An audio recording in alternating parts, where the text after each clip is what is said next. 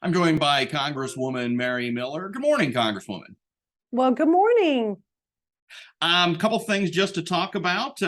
First thing, the economy. Some of the newest numbers have come out. They're not exactly favorable, and not really. Folks here in Adams County and West and Central Illinois are wondering Yeah. when it's going to get better. Got anything for us? Well, the Biden recession is truly a crisis for the American people. Um, Democrat policies stifle production, and we have proof of it. You can look at any major city that's run by Democrats, and it slows production, and it basically, is bad for families and businesses. And you represent, with the district you're about to represent come next January, you will represent border counties and border cities on both sides of the state. So you have to worry about your constituents in Illinois having to deal with competition in Missouri and Indiana, which seem to be much more favorable states to business these days. Exactly. And I know actually when I was in Quincy, people were always telling me about going over the border to get their fuel or whatever. We have the same thing on the eastern side where people go to Indiana and they're moving their businesses into Indiana. And, we just need to face the fact. Number one, elections have consequences. We need to hold our elected officials accountable to actually represent us and do what they claim that they were going to do.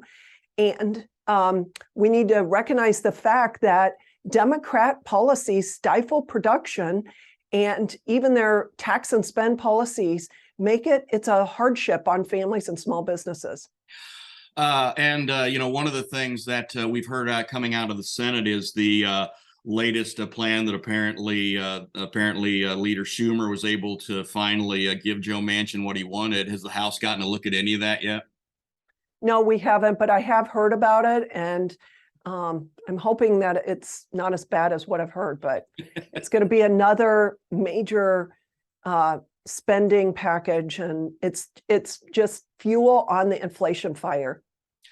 Another thing to talk about is we're certainly currently in a bit of a break between the January 6th hearings and the Freedom Caucus here in Illinois, looking to censure Representative Kinzinger. Any thoughts on that? Nothing, but Kinzinger's political career is over.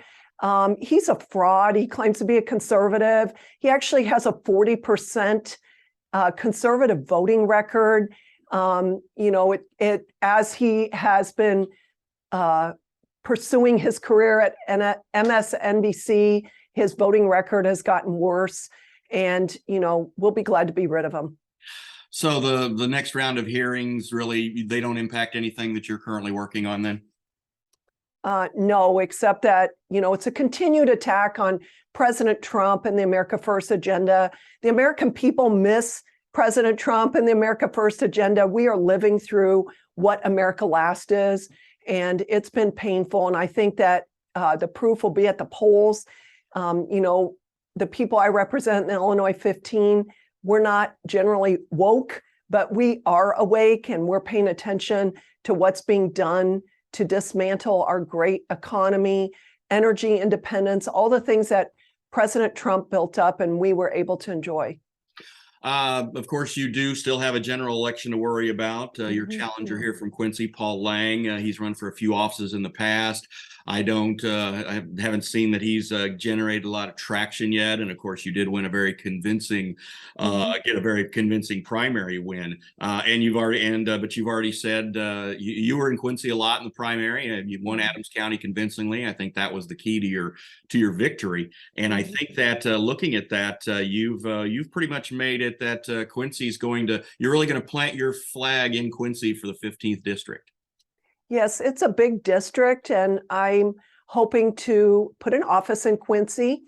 And I really enjoyed meeting the great folks that live in Quincy and have businesses there, and learning what the issues are. I know there's issues with the locks and dams. I've been working with people here in DC and been meeting with the Corps of Engineers and with Representative LaHood talking about the issues that are important to the people there in Adams County. Yeah, I mean, do you have a good relationship with Darren, and you're expecting just him to really be very helpful in kind of getting you acclimated to this part of the state then? Yes, I do. Actually, we had lunch this week and we had a very profitable conversation, and he was generous in giving me advice, sharing where things are in light of the district he's giving up, what the issues are, and offering his help.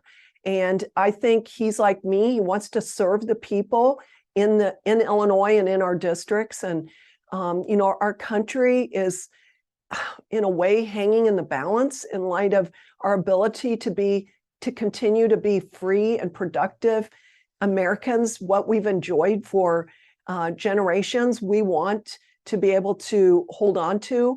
And I'm so willing to work with anybody that wants to put the constituents first and serve them. We are servants of the people. You did. I mean, that's true. When you talk about river issues, obviously with Quincy, it's first and foremost. The city's got a barge dock issue that I know that you've been talking to some folks about, as well as the locks and dams and things. So that's good news for your constituents here, who you will be representing in January, more than likely. I mean, there is an election, but again, I think you're pretty solid ground there. So, well, I will look forward to chatting with you again when you're in Quincy next month. And thank you for your time. You're welcome. Have a great day.